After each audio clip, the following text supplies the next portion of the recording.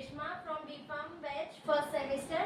तो यहाँ पे मैं हैप मतलब कि बायोलॉजी, यहाँ पे 4 सब्जेक्ट्स होते हैं, हम सबको मालूम है बी फार्म में। तो उसमें से जो हमारा एक सब्जेक्ट है बायोलॉजी हैप ह्यूमन एनाटॉमी फिजियोलॉजी में, उसकी यहाँ पे अच्छे से पूरा सिलेबस कंप्लीट कराओगी। तो आज हम पहला चैप्टर जो हमारा सेल वाला है उसकी हम स्टडी करेंगे। उसमें भी पहला इंट्रोडक्शन और उसका जो पहला टॉपिक है होम्योस्टेटिस, हम उसके रिलेटेड डिटेल में स्टडी करेंगे।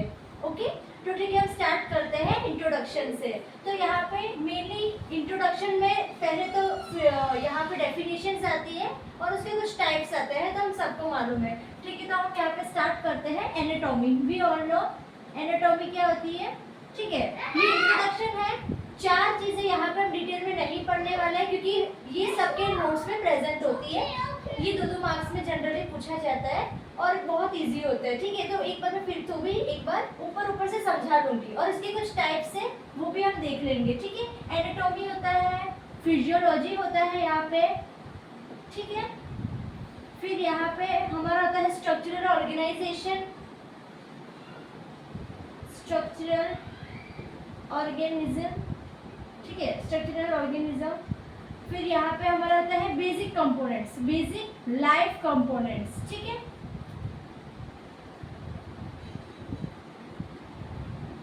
ये हमारी इंट्रोडक्टरी पोर्शन है।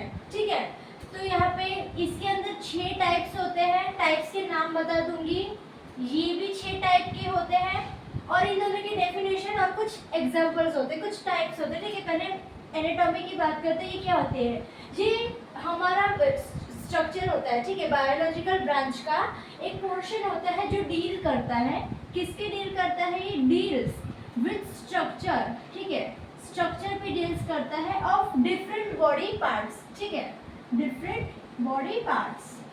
ओके, डिफरेंट बॉडी पार्ट्स पे डील करता है। तो हम इसकी डेफिनेशन लिखने तो क्या हम लिखेंगे, it is a branch of biological science that deals with structure of different body parts. अभी कितने प्रकार के होते हैं एनाटॉमी, यहाँ पे हम किसके बारे में, किसके स्ट्रक्चर के बारे में पढ़ाई करते हैं, साइटोलॉजी। साइटोलॉजी के बारे में हम पढ़ाई करते हैं, मतलब कि स्टडी ऑफ सेल होती है, हम सबको मालूम है। ठीक है, हम हिस्टोलॉजी के बारे में पढ़ते हैं डिटेल में। हिस्टोलॉजी मतलब कि स्टडी ऑफ टिश्यू। फिर यहाँ पे हम ग्रोस एनाटॉमी के बारे में पढ़ते हैं।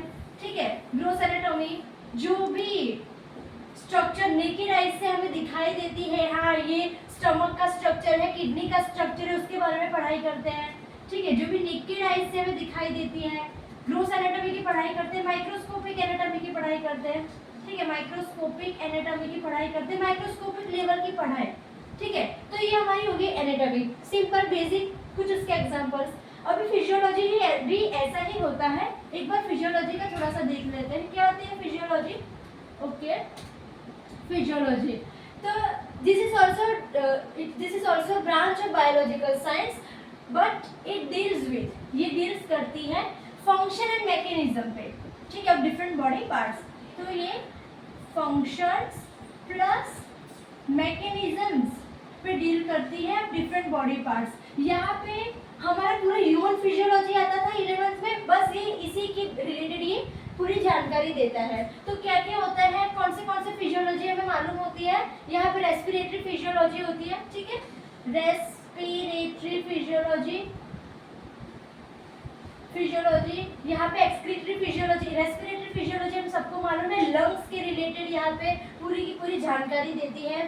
फिर यहाँ पे होता है एक्सक्रीटरी फिजियोलॉजी, किडनी के रिलेटेड यहाँ पे जानकारी देती है। ठीक है, पैथोलॉजिकल फिजियोलॉजी होती है। ठीक है, यहाँ पे पैथोलॉजिकल कुछ माइक्रो ऑर्गेनिजम्स के रिलेटेड कुछ जानकारी देती है फिजियोलॉजी। और यहाँ पे कार्डियोवास्कुलर, हार्ट के रिलेटेड पूरा समझाती है ये। ठीक है, कार्डियोवास्कुलर फिजियोलॉजी। ठीक है, ये इंट्रोडक्शन है। अभी यहाँ पे स्ट्रक्चरल ऑर्गेनिजम्स की हम बात करते हैं। हमें मालूम है यहाँ पे हम सबको मालूम है। ठीक है, सेल से टिश्यू बनते हैं, टिश्यू से फिर पूरा ऑर्गन बनता है, तो बस इसी के बारे में है, हम सबको मालूम है। तो यहाँ पे कुछ लिखा देती हूँ, यहाँ पे भी 6 टाइप के होते हैं। पहले तो केमिकल लेवल होता है। ठीक है, केमिकल लेवल होता है, केमिकल्स के थ्रू फिर यहाँ पे क्या बनता है, हमारा सेल बनता है। केमिकल्स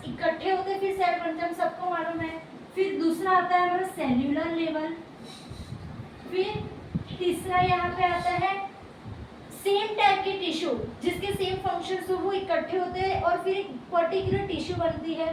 ठीक है, तो यहाँ पे टिश्यू लेवल आती है, टिश्यू सेम टाइप के इकट्ठे होकर ऑर्गन बनाती है। तो फोर्थ यहाँ पे ऑर्गन लेवल आ गया।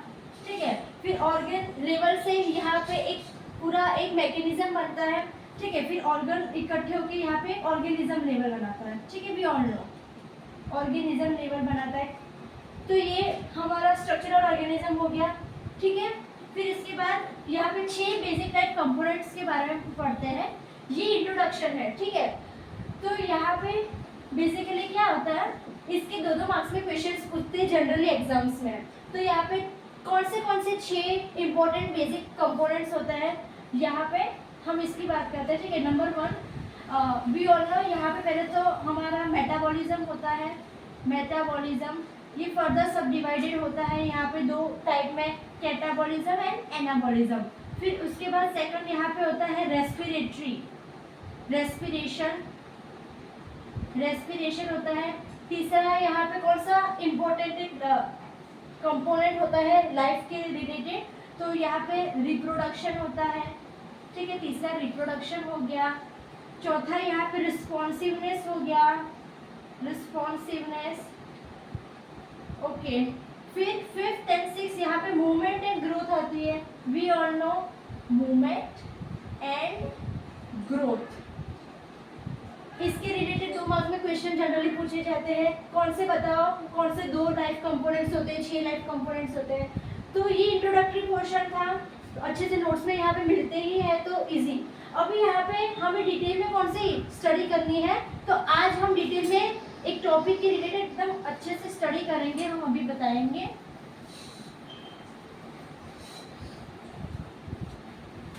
ओके, ठीक है, तो यहाँ पे हम डिटेल में स्टडी करने वाले हैं। पहला टॉपिक होम्योस्टेटिस। यहाँ पे 2 टाइप के फीडबैक सिस्टम्स होते हैं, हम आगे पढ़ेंगे।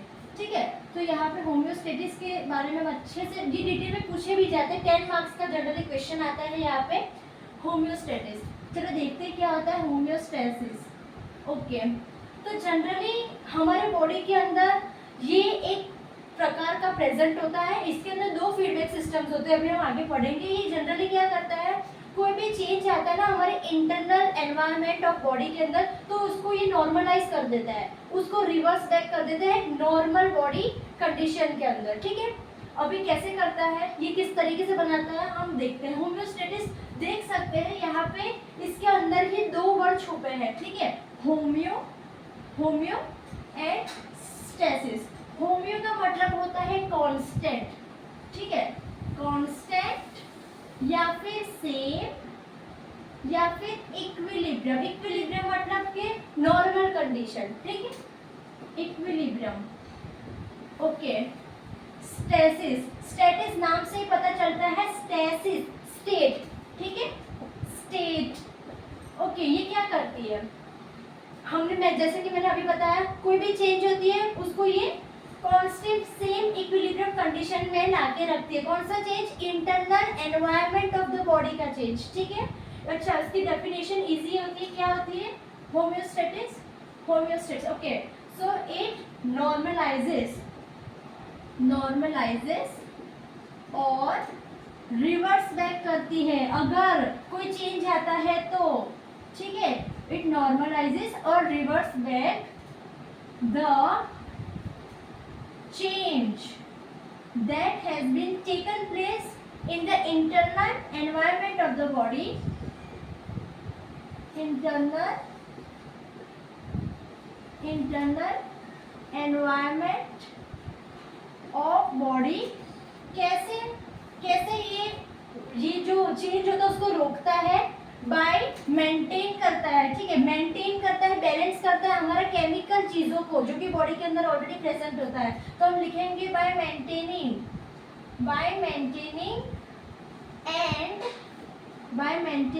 And balancing the pH level हो गया, यहाँ पे टेम्परेचर हो गया, यहाँ पे एसिड बेस लेवल हो गया। ठीक है, इन चीजों को ये मेंटेन और बैलेंस करता है, तब जाके ये हमारे नॉर्मल कंडीशन में आके रख देता है। अभी ये जो चीज होती है ना कि चेंज को यहाँ पे रोकता है, वो कैसे करता है, इसके अंदर फीडबैक सिस्टम मौजूद होती है, इसके रिलेटेड ये करता है फीडबैक सिस्टम। अब ये फीडबैक सिस्टम क्या होता है, फीडबैक सिस्टम ये इसका एक टाइप है, ठीक है, फीडबैक सिस्टम। यहाँ पे फीडबैक सिस्टम मौजूद होते हैं। फीडबैक सिस्टम क्या होता है हम देखते हैं। Okay, feedback system, feedback system ये जो हमारी चीज होती है ना, ये इसके रिलेटेड ही होती है, फीडबैक सिस्टम रिलेटेड ही होती है। अब ये फीडबैक सिस्टम दो टाइप के होते हैं, ठीक है, दो टाइप के फीडबैक सिस्टम्स यहाँ पे होते हैं, negative feedback system and positive feedback system, ठीक है। तो हम ये दोनों को डिटेल में पढ़ेंगे। ओके,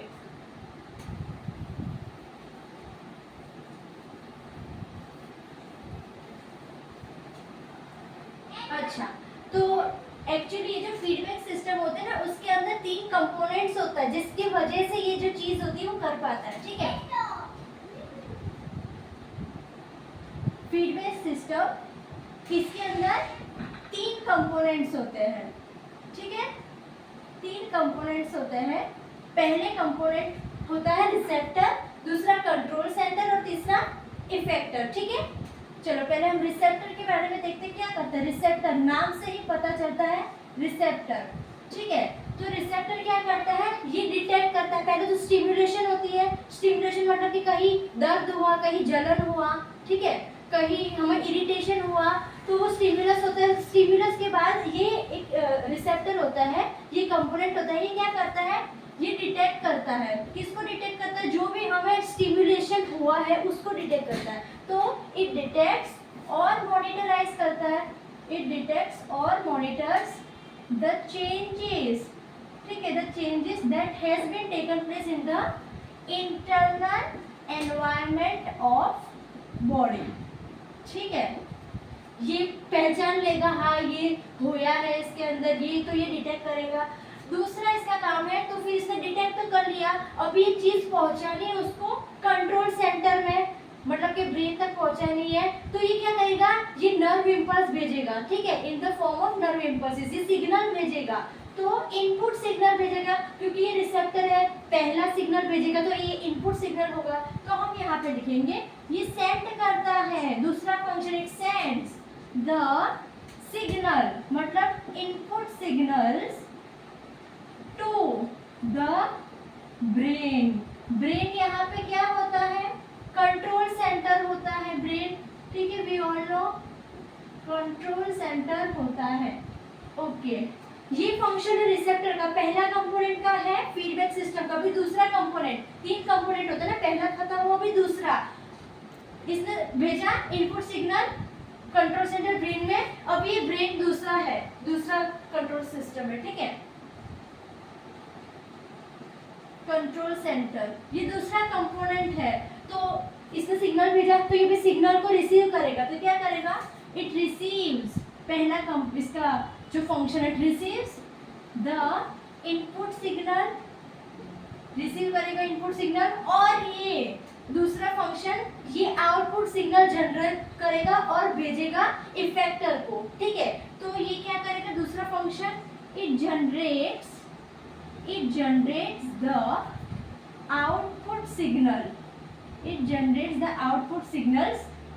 कितने फॉर्म में ये जो सिग्नल है, ये कौन से फॉर्म में ये जनरेट करता है, ये जो आउटपुट सिग्नल है, या तो ये हमारा केमिकल सिग्नल्स के थ्रू भेज सकता है, नर्व सिग्नल्स के थ्रू भेज सकता है, नर्व सिग्नल्स के थ्रू भेज सकता है, या तो ये हार्मोन्स सिग्नल्स के थ्रू भेज सकता है। तो 3 तरीके से ये आउटपुट सिग्नल भेज सकता है। कहाँ भेजेगा, इफेक्टर पे भेजेगा, भी बताती हूँ, हार्मोन्स के थ्रू भी भेज सकता है, ठीक है। अभी इसने भेजा, तीसरा आखिरी कंपोनेंट कौन सा है, इफेक्टर है, ठीक है।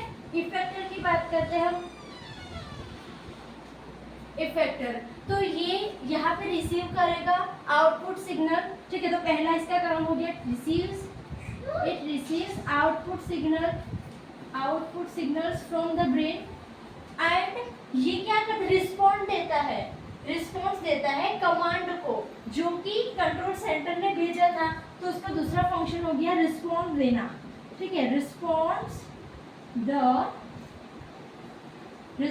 द कमांड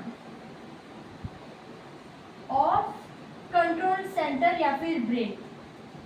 इसके एग्जांपल्स भी होते हैं, अभी हम बताते हैं, ठीक है। तो ये 3 कंपोनेंट्स हो गया कंट्रोल सेंटर का, ठीक है। अभी यहाँ पे ये जो फीडबैक सिस्टम होते हैं ना, ये भी अगेन 2 टाइप के होते हैं, अभी मैं बताती हूँ।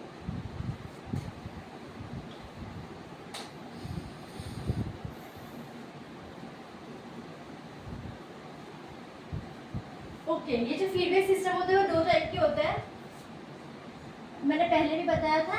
नेगेटिव फीडबैक सिस्टम होता है एंड पॉजिटिव फीडबैक सिस्टम होता है, ठीक है। नेगेटिव फीडबैक सिस्टम का यहाँ पे एक एग्जांपल है इंक्रीज इन ब्लड प्रेशर, ठीक है। इंक्रीज इन ब्लड प्रेशर, अभी हम इसको डिटेल में पढ़ेंगे, इंक्रीज इन ब्लड प्रेशर। और पॉजिटिव फीडबैक सिस्टम का एक एग्जांपल है यहाँ पे नॉर्मल चाइल्ड बर्थ, ठीक है। कैसे होता है अभी सब कुछ पढ़ेंगे।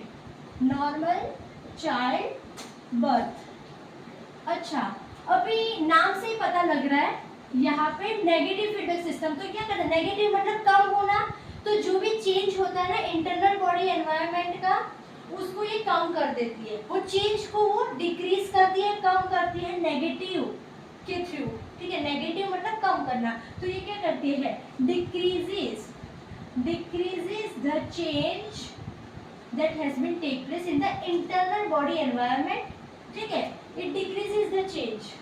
पॉजिटिव फीडबैक सिस्टम क्या करती है, पॉजिटिव प्लस मतलब बढ़ाना, तो ये इंक्रीज करती है, increases the changes that has been take place in the internal environment of body. तो ये क्या करती है, बढ़ाता है, ठीक है। इट इंक्रीजेस द चेंज, यहाँ पे वर्ड होता है वो यहाँ पे याद रखना है, इंक्रीजेस द चेंज, किसके चेंज को बढ़ाता है, internal environment of body. Very simple, internal, ये वर्ड याद रख लो, इंटरनल एनवायरनमेंट ऑफ बॉडी, बस यही याद रख लो सेंटेंस, बाकी सब तो इजी है, ठीक है। ओके, तो ये मालूम पड़ गया। चलो अभी हम पहले बात करते हैं नेगेटिव फीडबैक सिस्टम, जो था हमारा ब्लड प्रेशर के रिलेटेड, ठीक है। ये हमारा ब्लड प्रेशर को कम करता है और ये हमारा जो चेंज है इसको कम कर लेता है, ठीक है। तो हम पहले इसके बारे में डिटेल में पढ़ेंगे, फिर इसके बारे में पढ़ेंगे। ओके,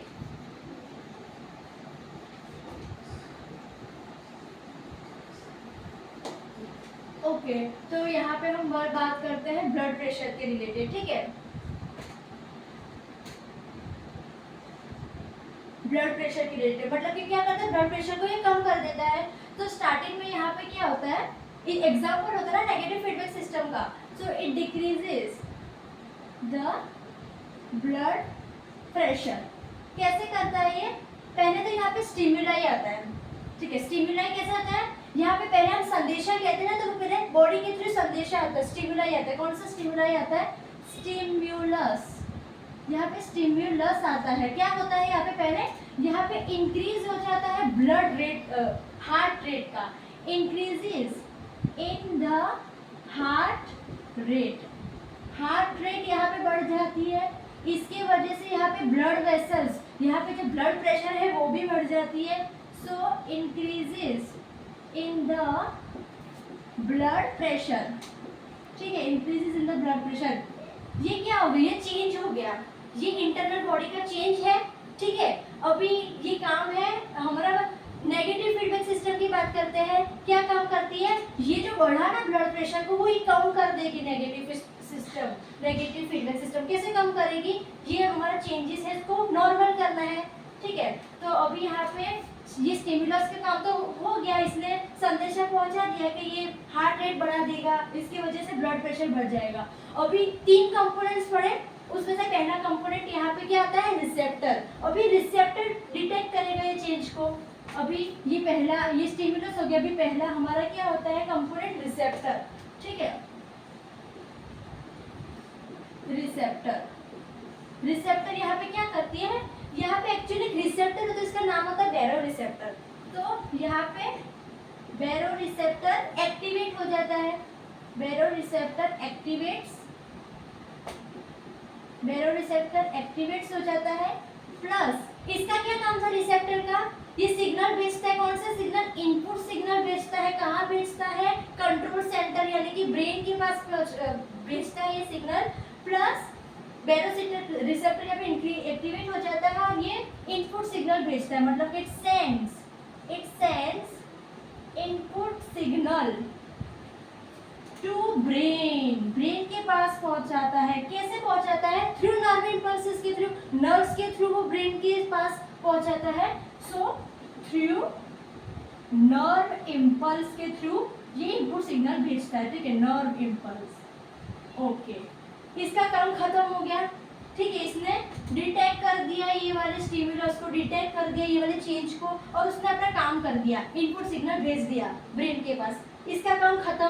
दूसरा कंपोनेंट यही ब्रेन सिग्नल है, ठीक है, ब्रेन मतलब के कंट्रोल सेंटर, तो यहाँ पे दूसरा कंपोनेंट की बारी आती है, इसका काम आता है, क्या है, कंट्रोल सेंटर, कंट्रोल सेंटर यानी कि ब्रेन। अच्छा, इसका काम क्या होता है, ये रिसीव करेगा जो भी इनपुट सिग्नल भेजा था रिसेप्टर ने, तो इसका पहला काम तो मालूम है सबको, इट रिसीव्स, ठीक है, it receives input signal, receive तो इसने कर दिया, प्लस इसने रिसीव किया तब जाके फिर इसका दूसरा काम क्या होता है, ये आउटपुट सिग्नल भेजता है, ठीक है, प्लस ये सेंड करता है या फिर जनरेट बनाता है, किसका, आउटपुट सिग्नल को बनाता है, ठीक है, इट जनरेट्स आउटपुट सिग्नल बनाता है और भेजता है इफेक्टर के थ्रू, इसका भी काम खत्म हो गया, इसने अपना आउटपुट सिग्नल बना दिया in the form of nerve impulse, ये भी नर्व इम्पल्स के थ्रू भेजेगा यहाँ पे इम्पल्स, ठीक है, in the form of nerve impulse, okay, nerve impulse. Control centre का भी काम खत्म हो गया, इसने भेज दिया आउटपुट सिग्नल। अभी यहाँ पे तीसरा कंपोनेंट कौन सा था, इफेक्टर, तीसरा कंपोनेंट की बारी आती है, इसका काम होता है, हमें भी मालूम है ये क्या करता है, इफेक्टर, ठीक है, इफेक्टर का काम क्या करता है, ये हमारा सेंड इसने भेज दिया, ये रिसीव करता है आउटपुट सिग्नल को, ठीक है, तो इसका पहला काम तो हमें मालूम है क्या होता है, रिसीव्स आउटपुट सिग्नल्स, प्लस क्या मैंने बताया था इफेक्टर में रिस्पॉन्ड करता है, ठीक है, रिस्पॉन्ड करता है कमांड को, किसके कमांड को, ब्रेन के कमांड को रिस्पॉन्ड करता है। अभी ब्रेन ने क्या कमांड भेजा है, क्या कमांड भेजा है इसने, ब्रेन ने यहाँ पे ये जो ब्लड वेसल्स होते हैं ना उसको डायलेटेड मतलब कि रिलैक्स होने का कमांड भेजा है, तो यहाँ पे ये जो इफेक्टर होता है वो क्या करता है, ब्लड वेसल्स जो होती है ना यहाँ पे, ये जो ब्लड वेसल्स पहले बढ़ी हुई थी उसको वो डायलेट कर देता है, मतलब रिलैक्स हो जाता है ये, ठीक है, so blood vessels get dilated का मतलब रिलैक्स हो जाती है, रिलैक्स हो जाती है, इसके वजह से क्या आती है, blood decreases in the blood vessels, normalise हो जाती है ब्लड वेसल्स, ठीक है, डिक्रीज हो जाती है, जो बढ़ा हुआ था पहले ब्लड वेसल वो डिक्रीज होकर अपने नॉर्मल पोजीशन पे आ जाती है, तो डिक्रीज इन ब्लड प्रेशर, ठीक है। अच्छा, अभी यहाँ पे हमें क्या पता चला, ये जो ब्लड वेसल्स पहले बढ़ी हुई थी वो डिक्रीज होके नॉर्मल अपने नॉर्मल कंडीशन पे आ गई, ये हमारा होम्योस्टेटिस हो गया, नेगेटिव। देखो यहाँ पे बढ़ा हुआ था, ये बढ़ा हुआ था, ठीक है, बढ़ गया था हमारा ब्लड प्रेशर, ये अभी यहाँ पे कम हो गया ब्लड प्रेशर, अपने नॉर्मल पोजीशन पे आ गया, ठीक है, तो इसीलिए हम बोलते हैं कि ये हमारा नेगेटिव फीडबैक की तरह काम करती है ब्लड प्रेशर, ठीक है, नेगेटिव फीडबैक सिस्टम। क्यों, इसने बड़े हुए को कम करवाया ना, तो उसने कम करवाया, डिक्रीज कर दिया तो नेगेटिव हो गया, तो ये नेगेटिव फीडबैक सिस्टम हो गया। कौन सा नेगेटिव फीडबैक सिस्टम हो गया, ब्लड प्रेशर, बस ये हो गया। इसी तरीके से इसने अपने होम्योस्टेटिस को मेंटेन करके रखा, जो भी चेंजेस है उसको नॉर्मल लेके आया, ये हो गया हमारा नेगेटिव फीडबैक सिस्टम का एक एग्जांपल, ठीक है, खत्म, पहला एग्जांपल हमारा खत्म हो गया। अच्छा, अभी दूसरा कौन सा होता है, पॉजिटिव फीडबैक सिस्टम, चलो उसके बारे में हम अच्छे से पढ़ाई करते हैं।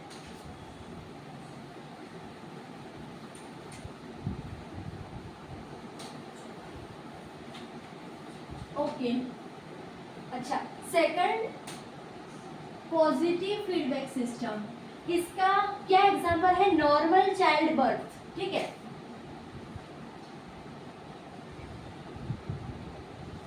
नॉर्मल चाइल्ड बर्थ, यहाँ पे स्टिमुलस आती है पहले, ठीक है, संदेशा। तो स्टिमुलस देखते हैं क्या होता है। स्टिमुलस क्या होते हैं? यहाँ पे जो यूट्राइन वॉल होती है ना, वो यहाँ पे कॉन्ट्रैक्ट होती है, ठीक है, कॉन्ट्रैक्शन होता है यूट्राइन वॉल्स पे। तो यहाँ पे हम पहले लिखते हैं कॉन्ट्रैक्शन, ठीक है, कॉन्ट्रैक्टाइल ऑफ यूट्रस वॉल। इसकी वजह से क्या होती है? जो चाइल्ड का जो हेड होता है ना, वो सर्विक्स के थ्रू फोर्सफुली आता है। तो हम यहाँ पे लिखता है चाइल्ड्स हेड या फिर चाइल्ड का बॉडी, वो खिसकता है फोर्सफुली, फोर्सेस टुवर्ड्स सर्विक्स, ठीक है, फोर्सेस टुवर्ड्स सर्विक्स। स्टिमुलस हो गया, ठीक है। इसकी वजह से क्या होता है? जैसे कि वहां पे इंक्रीज होता था हार्ट रेट का, तो उसकी वजह से इंक्रीज हो जाता था ब्लड प्रेशर का। यहाँ पे ये यूट्रस वॉल कॉन्ट्रैक्ट होती है, तो इसकी वजह से क्या होती है? इसकी वजह से कॉन्ट्रैक्शन होती है सर्विक्स के अंदर, ठीक है। तो इसकी वजह से कॉन्ट्रैक्शन होती है, कॉन्ट्रैक्शन, सर्विकल के जो टिश्यू होते हैं वो कॉन्ट्रैक्ट होते हैं, तो कॉन्ट्रैक्शन ऑफ सर्विक्स, ये हमारा स्टिमुलस हो गया। अभी कंपोनेंट्स की बारी है, तो कौन सा पहले कंपोनेंट होता है? रिसेप्टर। तो ठीक है, रिसेप्टर क्या काम करते हैं हम सबको मालूम है। रिसेप्टर डिटेक्ट करता है चेंज को, ये चेंज हुआ, कुछ चेंज हुआ बॉडी के अंदर, इसको ये डिटेक्ट करती है और क्या करती है? इनपुट सिग्नल भेजती है, इनपुट सिग्नल भेजती है ब्रेन के पास। तो यहाँ पे क्या करेगा? It detects the changes and it sends यहाँ पे input signal to the brain, ठीक है। और यहाँ पे जो सेंसिटिव नर्व, यहाँ पे जो सेल्स होती है ना, उसका भी यहाँ पे कॉन्ट्रैक्शन होता है, ठीक है। ये रिसेप्टर का काम हो गया। अभी यहाँ पे बारी आती है, इसकी तो बारी खत्म होगी, इसने भेज दिया सिग्नल, ठीक है। अभी यहाँ पे ब्रेन की बारी आती है, मतलब कि कंट्रोल सेंटर की बारी आती है। पहला कंपोनेंट है, अभी दूसरा कंपोनेंट की बारी आती है, कंट्रोल सेंटर, ब्रेन की बारी में आते हैं, ठीक है। अभी ये क्या करता है? ये रिसीव करते हैं इनपुट सिग्नल को और भेजता है आउटपुट सिग्नल इफेक्टर के पास, ठीक है। अभी इसने रिसीव तो कर दिया सिग्नल और इसने जनरेट किया, ठीक है, इसने जनरेट किया आउटपुट सिग्नल्स और भेजा इफेक्टर के पास। बट ये हार्मोन्स के थ्रू भेजता है, हमने पहले ही पढ़ा था, 3 तरीके से भेज सकता है। नर्व इम्पल्स के थ्रू इम्पल्स भेज सकता है, केमिकल सिग्नल्स के थ्रू भेज सकता है, हार्मोन्स के थ्रू भी भेज सकता है। तो अभी इसने क्या किया? इसने जनरेट्स तो किया, ठीक है, इसने जनरेट्स किया आउटपुट सिग्नल, बट इस बार इसने भेजा हार्मोन्स के थ्रू। कौन सा हार्मोन्स के थ्रू भेजा? Generates output signal through oxytocin नाम का एक हार्मोन होता है, उसके थ्रू उसने भेजा, ठीक है। तो इंपॉर्टेंट है ऑक्सीटोसिन, ऑक्सीटोसिन हार्मोन के थ्रू उसने भेजा आउटपुट सिग्नल, ठीक है। अभी यहाँ पे तीसरा कंपोनेंट यहाँ पे कौन सा आती है? इफेक्टर, ठीक है, इफेक्टर आती है हमारा तीसरा कंपोनेंट। ओके, ये क्या करता है? इसने रिसीव कर दिया ये वाली चीजें और इसने इस बार मोर फोर्सफुली जो हमारा यूट्राइन वॉल्स होते हैं ना, उसको मोर फोर्सफुली कॉन्ट्रैक्ट किया, ठीक है। ऑक्सीटोसिन हार्मोन के रिलीज होने की वजह से ही यहाँ पे ज्यादा फोर्सफुल कॉन्ट्रैक्शन हुआ यूट्राइन वॉल पे। सो हम यहाँ पे लिखते हैं यूट्राइन वॉल कॉन्ट्रैक्ट्स, ठीक है, कॉन्ट्रैक्ट्स मोर फोर्सफुली, मोर फोर्सफुली ये होता है। अभी इसके वजह से क्या होता है? यहाँ पे जो कॉन्ट्रैक्शन होता है वो सर्विक्स का वो भी बढ़ जाता है और ये जो बेबी का जो सिर होता है या फिर बॉडी होता है सर्विक्स के अंदर ज्यादा फोर्सफुली ठसता है। तो हम यहाँ पे लिखते हैं मोर, मोर ज्यादा, जो ज्यादा या फिर इंक्रीज हो जाता है ये कॉन्ट्रैक्शन सर्विक्स का, increases the contraction, increases the contraction of cervix, ठीक है। तो यहाँ पे क्या हुआ? यहाँ पे जो होता ना force force of cervical walls, contraction तो हो ही रहा था यूट्राइन वॉल्स का, पर इस बार जो कॉन्ट्रैक्शन है वो बढ़ा, ज़्यादा बढ़ा, ताकि नॉर्मल चाइल्ड बर्थ की डिलीवरी हो सकती है, ठीक है। तो ये यहाँ पे जो चेंज था वो बढ़ गया, ठीक है, बढ़ा। तो इसीलिए यहाँ पे हम इसका नाम लेते हैं पॉजिटिव फीडबैक सिस्टम। ये अच्छे के लिए बढ़ रहा है, ठीक है, अच्छे के लिए ये चेंज हो रहा है। पॉजिटिव फीडबैक सिस्टम, जो चेंज था उसको बढ़ा दिया, इंक्रीज कर दिया चेंज को, इसीलिए इसका नाम है पॉजिटिव फीडबैक सिस्टम, ठीक है। तो ये दो टाइप के फीडबैक सिस्टम हो गया, ओके। तो बस यही होम्योस्टेसिस थी और ये दो टाइप की फीडबैक सिस्टम थी। अभी नेक्स्ट लेक्चर में यहाँ पे हम सेल्यूलर लेवल ऑफ ऑर्गेनाइजेशन की पूरी बात करेंगे, ठीक है, जिसके अंदर हम डिफरेंट टाइप के सेल ऑर्गेनल्स और उन सबकी अच्छे से बात करेंगे, ओके, ठीक है। अगर आपको ये वीडियो अच्छी लगी हो तो आप चैनल को सब्सक्राइब कर दीजिए, और यहाँ पे आपको कोई भी चीज़ ना समझ आई हो तो आप कमेंट बॉक्स में ज़रूर से लिखिएगा, ताकि मैं आगे से इसका ध्यान रख सकूँ, ओके, ठीक है। Thank you so much.